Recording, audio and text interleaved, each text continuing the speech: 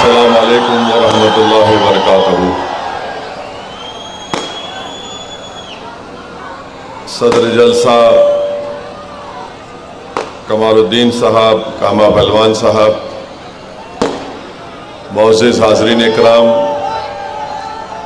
बुज़ुर्गान क़ौम और मिल्लत, मेरी इज़्ज़तदार माँ और बहनों, ग़यूर नौजवान साथियों, मेरे तमाम मजलिसी रुफ़क़ा, शहनशीन बतशरीफ़ फरमा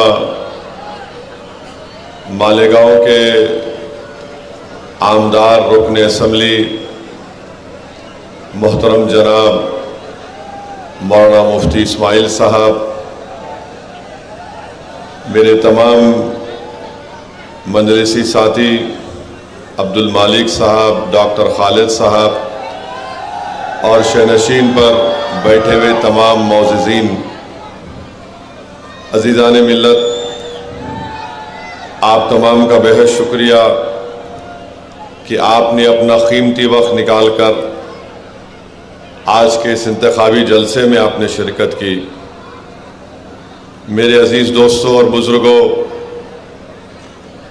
मैं आपके सामने इसलिए खड़ा हूँ कि आपसे गुजारिश करूँ कि 20 नवंबर के दिन आप तमाम लोग मुत्तहदा तौर पर अपने एक वोट का इस्तेमाल मुफ्ती इस्माइल साहब के हक़ में करें, जिनका इंतखाबी निशान पतंग है और ईवीएम की मशीन में उनका 5वां नंबर है। आप मुफ्ती इस्माइल साहब को वोट क्यों दें,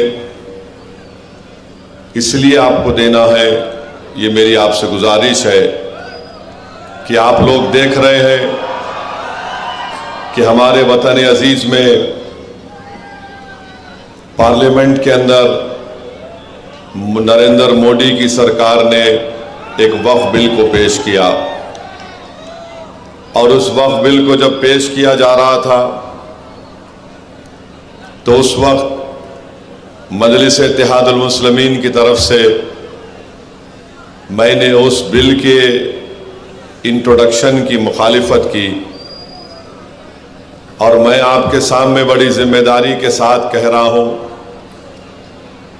कि बीजेपी और उनके तमाम साथी पार्टियां मिलकर भारत से वक्फ की जायदाद को ख़त्म करना चाहती हैं और बीजेपी के साथ शिंदे, बीजेपी के साथ अजीत पवार, और जब ये बिल पार्लियामेंट में पेश हुआ तो उस वक्त उद्धव ठाकरे के रुकने पार्लिमान लोकसभा में नहीं थे। मैं आपको बताने की ये कोशिश कर रहा हूं कि जब वक्फ का बिल पेश हुआ उस वक्त अगर पूरी दलीलों के साथ भारत के आईन का हवाला देते हुए अगर किसी एक रुकने पार्लिमान ने इस कानून को वक्फ को बर्बाद करने के लिए लाया जा रहा है, अगर किसी ने कहा तो उसका नाम असदुद्दीन ओवैसी और उस पार्टी का नाम मजलिस इत्तेहादुल मुस्लिमीन है। मेरे अजीज दोस्तों और बुजुर्गों,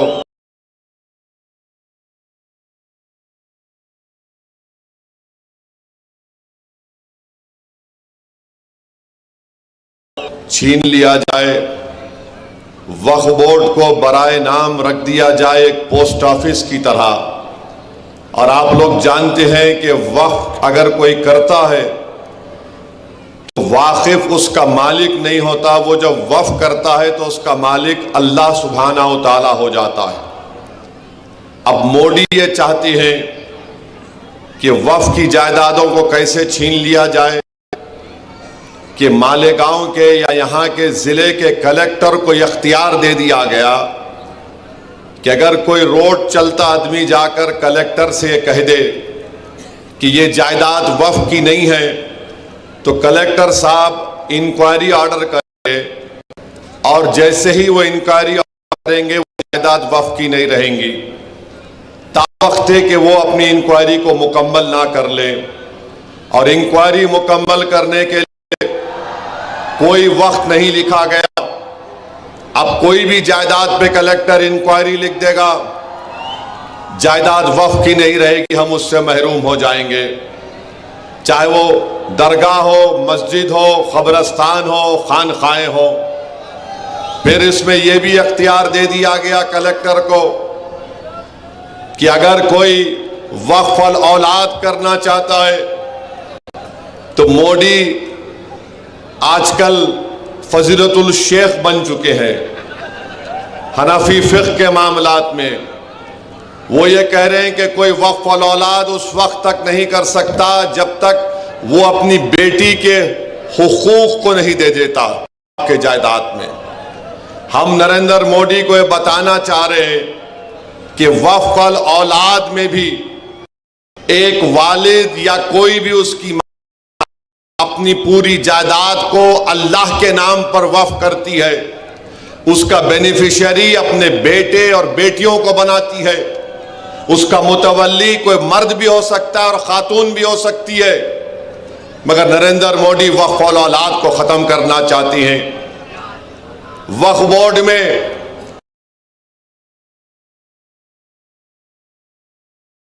महाराष्ट्र वक्फ में रियासत पूरे अरकान अल्पसंख्यक के मुसलमान होते हैं।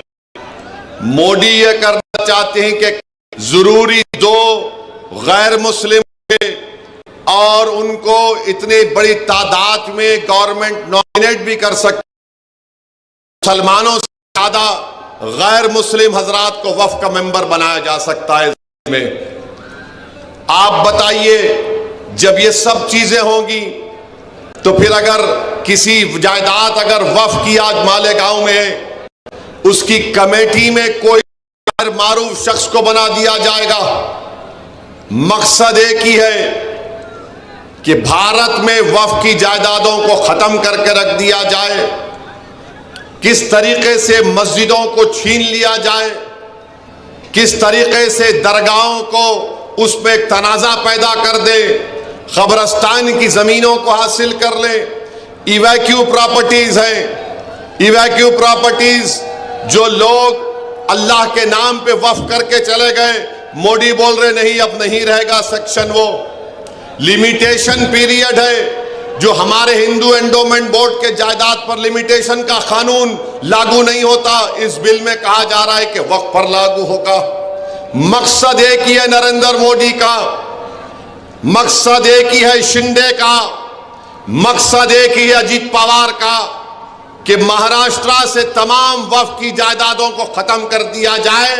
और मोदी, अजीत पवार और शिंदे ये चाहते हैं कि जिस जायदाद का वक्फ का मालिक अल्लाह है, मोदी बोल रहे हैं कि मैं मालिक बनूंगा और कलेक्टर मेरा नायब बन जाएगा। ये पूरा मंसूबा इस बिल में बनाया गया। मैं आपको जिम्मेदारी के साथ कह रहा हूं और याद रखिए, ये अजीत पवार, ये शिंदे, ये फडणवीस, ये सब मिलकर ये साजिश कर रहे हैं कि किस तरह पूरे मुल्क में वक्फ की जायदादों को बर्बाद कर दिया जाए। बार बार मीडिया बोलती है कि तीसरी बड़ी जायदादें वक्फ बोर्ड के पास है, भारत सरकार और डिफेंस के बाद झूठ बोल रहे हैं। बोलते हैं कि वक्फ की जायदाद 8 लाख एकड़ चिल्लर है। मैं चैलेंज करके कह रहा हूं, आरएसएस, संघ परिवार, मोदी, अजीत पवार और शिंदे को सुनो, तुम्हारे कान में जो नफरत भरी हुई है उसको निकालो। तमिलनाडु, आंध्र प्रदेश, तेलंगाना और ओडिशा के 10 हिंदू एंडोमेंट बोर्ड की जायदादों को मिलाया जाए तो 9 लाख एकड़ हो जाती है, 9 लाख एकड़ हो जाती है। और सारे भारत में बीजेपी वाले बाजा बजा रहे 8 लाख एकड़ है, 8 लाख एकड़ है। मैं मिलाया, बिहार को नहीं मिलाया, बंगाल को नहीं मिलाया, सिर्फ 4 रियासत में 9 लाख एकड़ हिंदू एंडोमेंट बोर्ड की है। और ये तमाम फिरका परस्त बीजेपी और उनके साथियां बाजा बजा रहे हैं कि नहीं नहीं 9 लाख एकड़ है, 7.5 लाख एकड़ है। मेरे अजीज दोस्तों और बुजुर्गों, ये कानून, ये बिल अगर कानून बनता है तो आपको और हमको एहतजाज करना पड़ेगा। ये बिल अगर पार्लियामेंट में पेश होगा कानून बनने के लिए तो असदुद्दीन ओवैसी जरूर उसकी मुखालिफत करेगा, मगर आपको मैं बाखबर कर रहा हूं कि आपको उठना पड़ेगा। जिस तरीके से पार्लियामेंट में CAA का जब बिल लाया गया, पूरी भारत की पार्लियामेंट में पूरी दुनिया ने देखा कि असदुद्दीन ओवैसी मोदी के 300 एमपियों के सामने कहा, जिस तरह महात्मा गांधी ने गोरे साउथ अफ्रीका में कानून को फाड़ा था, देख मोदी मैं तेरे इस काले कानून को फाड़ के रखता हूं, हम इसको नहीं मानते। तो क्या अगर मोदी ये गलती करेंगे, अजीत पवार शिंदे ये गलती करेंगे, इस बिल को कानून बनाने के लिए अब लाएंगे, क्या मालेगांव पूरा खड़ा हो जाएगा एहतजाज में, पुरअमन एहतजाज में? क्या आप अपनी वक्फ की जायदादों को बचाने के लिए एहतजाज करेंगे? क्या आप अपनी मस्जिदों को, खानकाहों को, दरगाहों को बचाने के लिए खड़े होंगे? तो लगाइए मेरे साथ नारा, नारे तकबीर। वक्फ का बिल हम नहीं कबूल करेंगे, वक्फ का बिल हम नहीं कबूल करेंगे। मेरे अजीज दोस्तों और बुजुर्गों, इस बात को जहन नशीन कर लीजिए, वक्फ का बिल मोदी इसलिए ला रहे हैं कि वक्फ की जायदादों को खत्म करके रख दिया जाए। इनका मकसद एक ही है, ये नफरत करते हैं वक्फ की जायदादों से। मेरी आपसे दबन गुजारिश है कि इस पर गौर करिए। दूसरी बात जो मैं आपके सामने अर्ज करना चाह रहा हूं कि आप मुफ्ती इस्माइल साहब को वोट क्यों दें? मुझे एक बात बताइए, सारी दुनिया जानती है ये ऑटो वाला, इसको ऑटो किसने दिया? इसको ऑटो दिया मोदी ने, इसको ऑटो दिया शिंदे ने, इसको ऑटो दिया अजीत पवार ने। ये तीनों की मिठाई लेकर मालेगांव में ऑटो चला रहा है। ये इत्तेहाद का ऑटो नहीं है, ये मोदी, शिंदे और अजीत पवार का ऑटो चला रहा है। मैं आपको पूछना चाह रहा हूं, ये अगर मुफ्ती साहब इंशाअल्लाह जीतेंगे, मैं आपको बात की गारंटी दे रहा हूं कि मुफ्ती इस्माइल और मजलिस इत्तेहादुल मुस्लिमीन कभी शिंदे, फडणवीस, अजीत पवार, मोदी, अमित शाह का साथ नहीं दिए, ना कभी देंगे इस चुनाव के बाद, जीतने के बाद। मगर अगर ये ऑटो वाला जीतेगा, खुदा ना खास्ता, तो ये जाकर गोद में बैठ जाएगा शिंदे के, ये गोद में बैठ जाएगा अजीत पवार के, और ये मोदी के साथ बैठकर उसकी बनाई हुई चाय पिएगा। ये फर्क है मुफ्ती इस्माइल में और इस ऑटो वाले में। और याद रखो, मालेगांव की आवाम दो समंदर के किनारे एक नहीं हो सकते। एक तरफ हक है, सच्चाई है, एक तरफ बातिल से मुकाबला है, एक तरफ जो वक्फ के कानून के जरिए वक्फ को खत्म करना चाहते हैं, ये ऑटो वाला वक्फ का कानून खत्म करने वालों के साथ साजबाज करके मालेगांव में आया है और मालेगांव में वक्फ की जायदादों को खत्म करना चाहता है। इसकी जबान पर मोदी का स्टैंप है, इसकी जबान पर शिंदे का स्टैंप है, इसके दिल में अजीत पवार की मोहब्बत है और मालेगांव की आवाम के लिए नफरत है। इस बात को आपको ज़हन नशीन करना पड़ेगा कि आप क्यों मजलिस इत्तेहादुल मुस्लिमीन के हक में वोट देंगे। तीसरी बात जो मैं आपके सामने अर्ज करना चाह रहा था वो ये है कि देवेंद्र फडणवीस ने बयान दिया, ऑटो वाला तो कुछ नहीं बोलेगा। मैं ऑटो वालों के खिलाफ नहीं हूं, ये निशान जो दिया गया उसके बारे में बोल रहा हूं। 20 तारीख को भी आप ऑटो में ही बैठकर जाएंगे और पतंग पर बटन दबाएंगे इंशाअल्लाह। 20 तारीख को कोई साइकिल पर भी जाएगा और पतंग पर ही बटन दबाएगा। ऑटो तो हमारा गरीबों का चलाने का रोजगार का जरिया है, मगर ये अपने नफ्स के लिए, अपने तमाम अज़ाइम जो बुरे हैं उसकी तकमील के लिए, वक्फ की जायदादों को खत्म करने के लिए शख्स आया है। इसकी नीयत साफ नहीं है।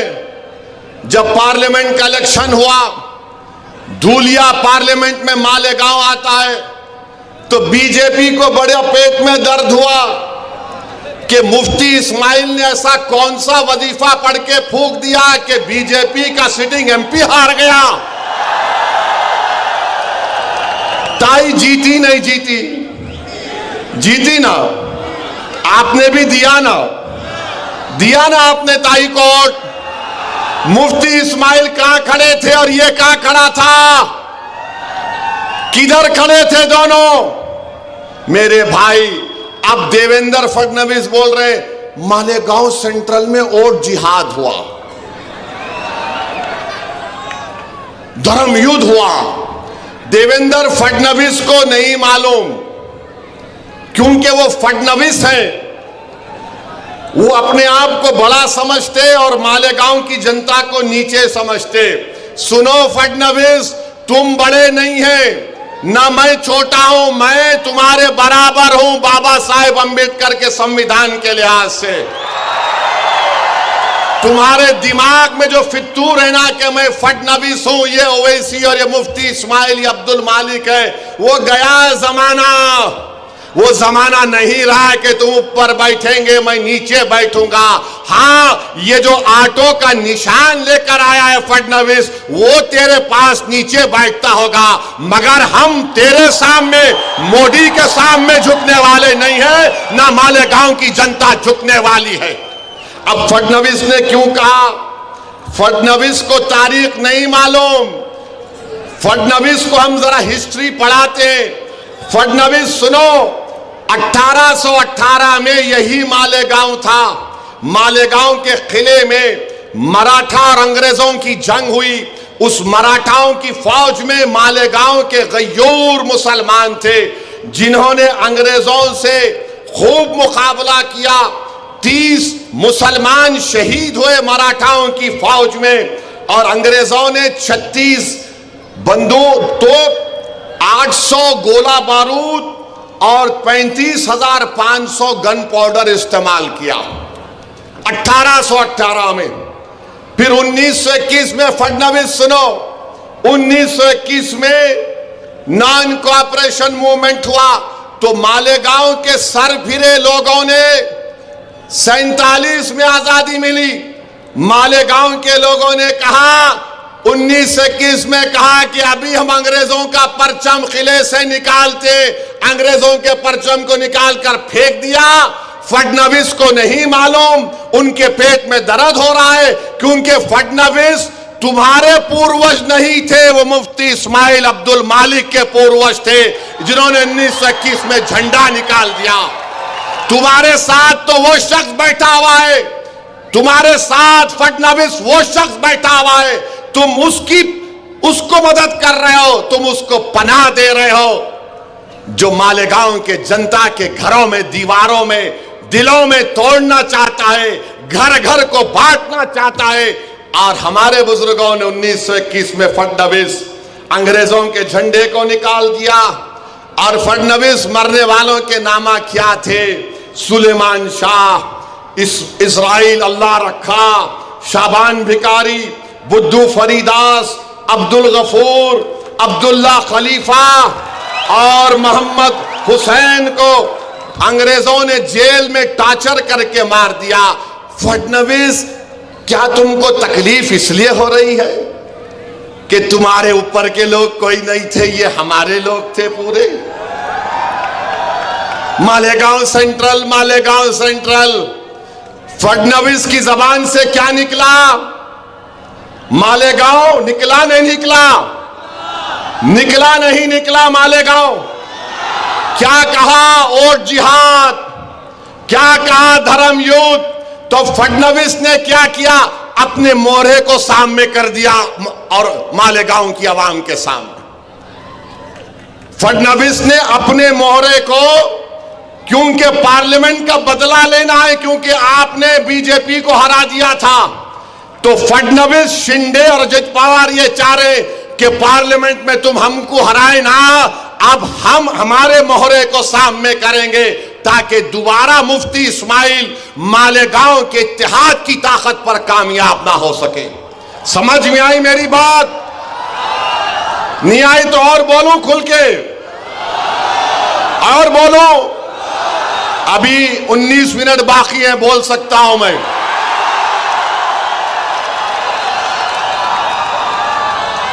तो ये बीजेपी, आरएसएस और मोदी को सबसे पूरी ज्यादा तकलीफ इस बात की है कि हम धूलिया कैसे हार गए, ये मालेगांव सेंट्रल वालों ने क्या काम कर दिया।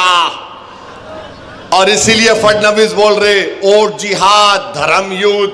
अब ये वोट जिहाद धर्म युद्ध के माने मेरे को नहीं मालूम, मुझे इतना मालूम है कि 20 तारीख के दिन मालेगांव की आवाम अपने वोट की ताकत पर फडणवीस के मोहरे को हराएगी इंशाअल्लाह ताला।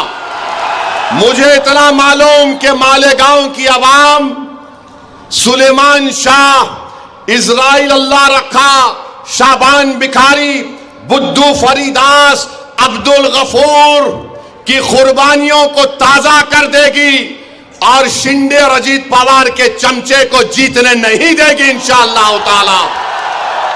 जिस तरह इन हमारे शहीदों ने अंग्रेजों के झंडे को निकाल कर फेंक दिया, हम दोबारा यहां पर मोदी, अमित शाह, शिंदे, अजीत पवार का झंडा छुपा कर आने वाले को मालेगांव की सड़कों पर, मालेगांव में उसका झंडा लहराने नहीं देंगे, नहीं देंगे, नहीं देंगे।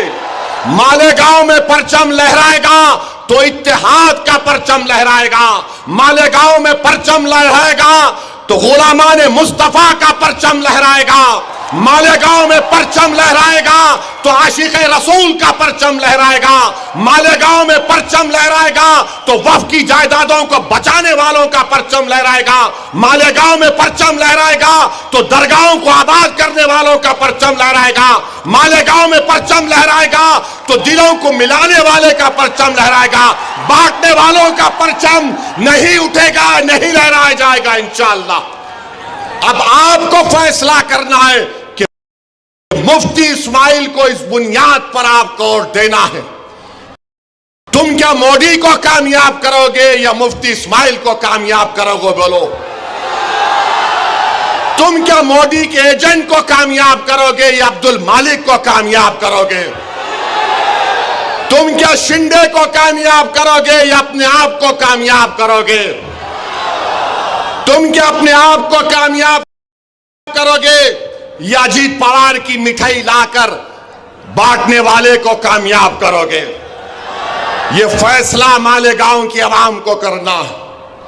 चौथी वजह कि आप क्यों वोट देंगे मुफ्ती इस्माइल को। महाराष्ट्र में एक शख्स ने रसूल अल्लाह सल्लल्लाहु अलैहि वसल्लम की शान में गुस्ताखी करने की कोशिश की। कोई आका की शान में गुस्ताखी नहीं कर सकता, नहीं कर सकता। जिसका साया नहीं उसकी गुस्ताखी कोई कर सकता है, जिसके लिए जमीन और आसमान को बनाया गया उसके लिए गुस्ताखी कर सकता है। जिसका उम्मती सुबह क़यामत तक रहेगा, जब तक कलमा पढ़ने वाला होगा क़यामत नहीं आएगी उस उम्मती का ये मुकाम। तो गुस्ताखी करने की कोशिश किया। ये आसमान की तरफ देखकर कोई थूकेगा तो थूक किस पे गिरता? क्या कोई बोलेगा मैं थूक के चांद की रोशनी को छुपा दूंगा? चांद की रोशनी को नहीं छुपा सकता। अब उसने बका, अनाब शनाब बका। किसने एहतजाज किया? जो ऑटो का निशान लेकर आया या इम्तियाज जलील और मुफ्ती इस्माइल ने एहतजाज किया उसके खिलाफ? बोलो, तुम्हारे दिलों से सवाल कर रहा हूं। अगर आपके हमारे दिल में गुलामी है आका की, कमले वाले की, तो मजलिस इत्तेहादुल मुस्लिमीन ने एहतजाज किया। जब एहतजाज इम्तियाज जलील ने ऐलान किया मजलिस इत्तेहादुल मुस्लिमीन की तरफ से, तो लोग समझ रहे थे, ये एजेंट भी समझ रहा था मोदी का, नहीं नहीं, पब्लिसिटी के लिए कर रहा है, पुलिस रोक लेगी उसको। जिस दिन जुलूस निकलने का, एहतजाज निकलने का टाइम आया, इम्तियाज जलील ने मुझे फोन किया, असद भाई औरंगाबाद की पुलिस मेरे घर पे आई और बोल रही है कि आप नहीं जा सकते। मैंने कहा इम्तियाज जलील आप कबूल कर लो। इम्तियाज जलील बोले क्या बोल रहे आप? मेरा आसान है, कितने गाड़ियां औरंगाबाद को आ गए? बोले असद भाई कम से कम 5000 आ गए। मैंने कहा वो उन पुलिस के आलादार से आप रिक्वेस्ट करो। ओके सर हम नहीं जाएंगे। हमको मालूम हुआ कि औरंगाबाद में अमित शाह आए हुए हैं, उनके पास चले जाते हम। पुलिस वाले बोले नो नो नो ये नहीं हो सकता। बोले नहीं हो सकता, या तो मैं यहां जाऊंगा या तो बंबई जाऊंगा। ये कहां थे ऑटो का लेके? कहां थे ये? कहां थे ये? तुमको मोहब्बत नहीं है, नामूसे रिसालत पर तुम्हारी जबान को ताला पड़ गया था मोदी की तरफ से, तुम्हारी जबान नहीं खुल रही थी। मालेगांव से भी कई गाड़ियां आई औरंगाबाद को, कम से कम 170 गाड़ियां आई थी, मगर ये कहां थे? ये प्यारे साजिश कर रहे थे कि कैसे मालेगांव में मोदी के परचम को लहराऊं, अजीत पवार की मिठाई खाऊं और शिंदे को कैसे लाऊं। मेरे भाई ये फर्क होता है एक आशिक रसूल में और एक सिर्फ जबानी दावा करने वालों में। इम्तियाज जलील ने जुलूस निकाला और महाराष्ट्र की तारीख में एक पुरअमन जुलूस निकला।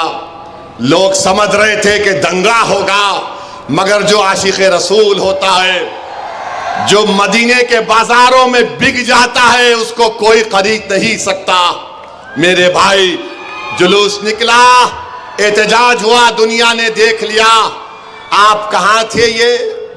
ये कहां थे? नजर नहीं आए। हम आपसे वादा कर रहे हैं मुफ्ती इस्माइल इंशाअल्लाह आपके इत्तेहाद, आपके सियासी शऊर पर कामयाब होंगे तो मजलिस इत्तेहादुल मुस्लिमीन के एमएलएस जब महाराष्ट्र की विधानसभा में जाएंगे, हम एक प्राइवेट मेंबर्स बिल असेंबली में देंगे कि किसी भी मजहब के बड़े रहनुमा या जो भी है उनके बारे में कोई भी अनाप शनाप बकेगा, वो नॉन बेलेबल ऑफेंस होगा, उसको नोटिस नहीं गिरफ्तार करके जेल को भिजाना चाहिए। ये काम हम करेंगे।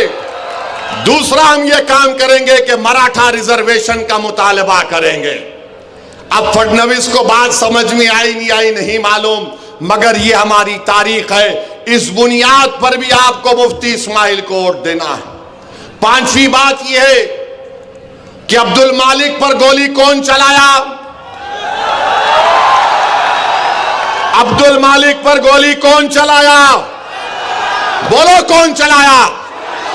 डरना नहीं, जबान को नकारा खल बनाकर पुकार कर बोलो कौन अब्दुल मालिक पर गोली चलाया? उसका नाम क्या है? बोलो। क्या तुम मालेगांव में गोली चलाने वाले को वोट दोगे या जो गोली खाकर कानून का लिहाज रखने वाले का साथ दोगे? बोलो। तुम गोली चलाने वालों का साथ दोगे, तुम जालिम का साथ दोगे या तुम मजलूम का साथ दोगे? किसका साथ देंगे आप? आप जालिम का साथ देंगे? आप मजलूम का साथ देंगे? आप कमजोर का साथ देंगे? तो इस वजह से भी आपको मुफ्ती इस्माइल को वोट देना है।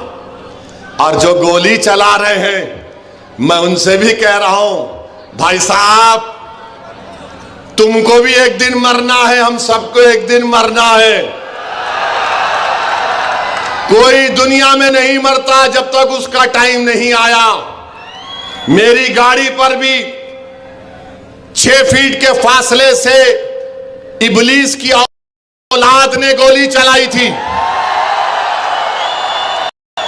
यजीद के चाहने वालों ने गोली चलाई थी। मैं और यामीन बैठे थे टोल गेट के पास, 4 या 6 गोलियां मारे, ताड़ ताड़ ताड़। खैर हम निकल गए और ये जालिम बोलता कि अरे हम मारना चाहते थे, इन्हें नहीं मरा। अरे मैं तुमको बोल रहा हूं, तुम फिर से कोशिश कर लो, तुम 6 मारे ना 12 मारो, अगर उन्हें नहीं चाहिए तो कुछ नहीं होगा। और ये गोली चलाने वाले सुन लो, तुम मौत से डरते, मौत हमारे लिए हमारी महबूबा है, याद रखो।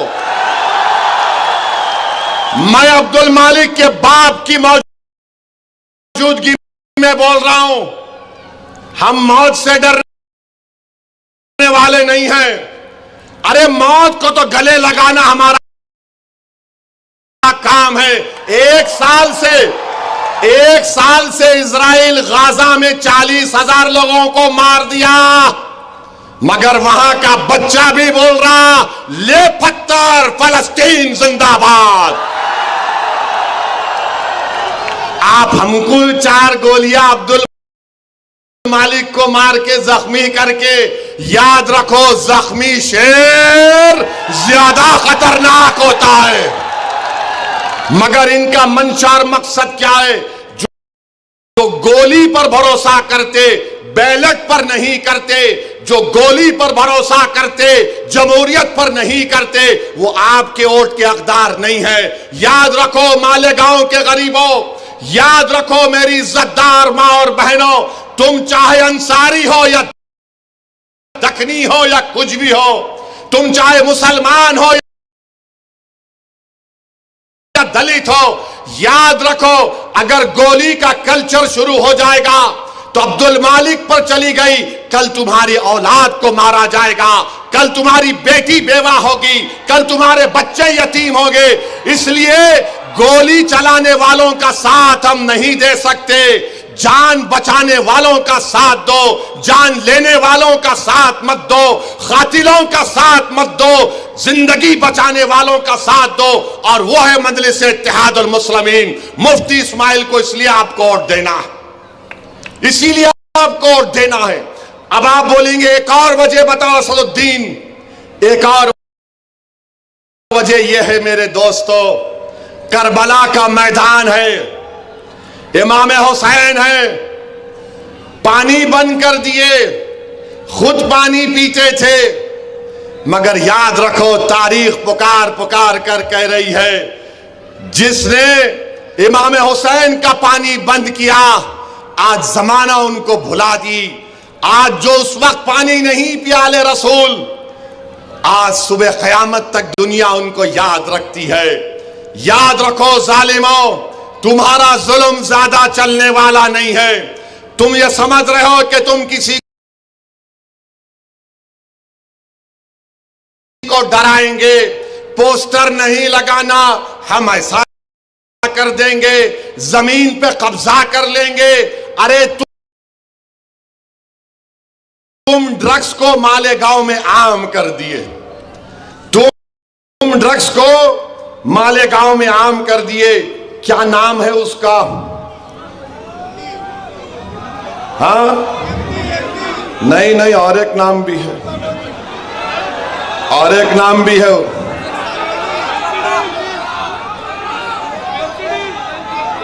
हाँ, ये जो ड्रग्स को क्या बोलते हैं? हाँ, ये बहुत से नाम है उसके। एक नाम ऑटो भी, मालेगांव में आप देख लीजिए ड्रग्स कौन आम कर रहा है। पुलिस जानती है कि ड्रग्स का कारोबार करने वाले कौन हैं। बच्चों की जिंदगियां बर्बाद कर रहे हैं, बच्चों को बर्बाद कर रहे हैं। तो जो शख्स नामूसे रिसालत में आगे नहीं बढ़ा, जो शख्स यजीदियों की तरह बिहेव कर रहा है, गोली चलाने वालों का साथ दे रहा है, जो शख्स वक्फ की जायदादों को खत्म करने वालों का साथ दे रहा है। और याद रखो, ये जो आका की शान में गुस्ताखी किया कमली वाले की, अब बात जहन में आई कि मेरे अजीज दोस्तों और बुजुर्गों, जो रसूल अल्लाह सल्लल्लाहु अलैहि वसल्लम की शान में गुस्ताखी करता है, हदीस में आया कि वो वलदुर हराम होता है। वलीद बिन मुगीरा, इसकी ऐब आका ने बयान कर दिए थे। अब जो एहतजाज नहीं किया तो क्या तुम उससे भी मिले हुए हो प्यारे? क्या तुम उससे भी डील कर लिए क्या?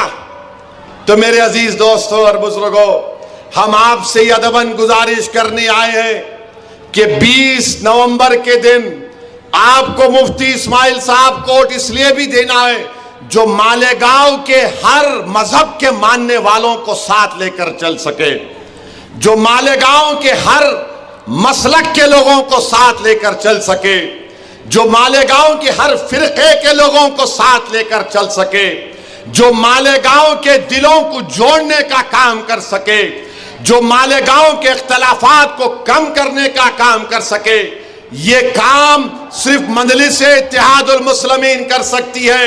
ये शिंदे, अजीत पवार और मोदी का एजेंट नहीं कर सकता। ये सुनो मेरी बात को, अगर ये लोग अपनी साजिश में खुदा ना खास्ता लाखों बार कामयाब हो जाएंगे, ये हमारे घरों की दीवारों को तोड़कर रास्ता बना लेंगे। ये तुम्हारे घरों की दीवारों को तोड़कर रास्ता बना देंगे। मुफ्ती इस्माइल मंजलिस कामयाब होगी तो तुम्हारे घरों की दीवारों का तहफ्फुज होगा, तुम्हारी बुनियादें मजबूत होंगी, इख्तलाफात कम किए जाएंगे। मैं आपसे दरखास्त कर रहा हूं कि मोदी, अमित शाह, अजीत पवार और शिंदे के मोहरे को कामयाब होने मत दीजिए। वो आपके वोट का मुस्तहक नहीं है। मुफ्ती इस्माइल कोई फरिश्ता नहीं है, ना मैं कोई फरिश्ता हूं, मगर जितनी बातें मैं आपके सामने रखा हूं, बताओ एक बात जो मैंने कही कि तुम क्यों देना चाहिए और क्यों उनको नहीं देना चाहिए। एक चीज बताओ मुफ्ती इस्माइल में, बताओ, कोई बता सकता है? शिकायत होगी, मगर यह तो नहीं है कि मुफ्ती इस्माइल मोदी, अमित शाह, शिंदे, अजीत पवार का मोहरा है। ये तो नहीं बोल सकते कि मुफ्ती इस्माइल ने नामूस रिसालत के बारे में एहतजाज नहीं किया। ये तो नहीं बोल सकते कि मुफ्ती इस्माइल और मजलिस इत्तेहादुल मुस्लिमीन कभी भी बीजेपी, अमित शाह, शिंदे और अजीत पवार का साथ देगी। और हद तो यह है, ये कौन सी महाविकास अघाड़ी है? कांग्रेस भी लड़ रही है, समाजवादी भी लड़ रही है। ये क्या हो रहा है? कौन सा तुम्हारा अघाड़ी है? मकसद क्या है? कि मोहरे को जिताया जाए, तुम्हारे इत्तेहाद को तोड़ा जाए, तुम्हारे इस बरसों की मेहनत पर पानी फेर दिया जाए। आज मालेगांव एक तारीखी मोड़ पर आया है। 20 तारीख इस बात को तय करेगा कि मालेगांव का इत्तेहाद मजबूत होगा या मालेगांव का इत्तेहाद कमजोर होगा। 20 तारीख इस बात को तय करेगा कि क्या जालिम को वोट पड़ेगा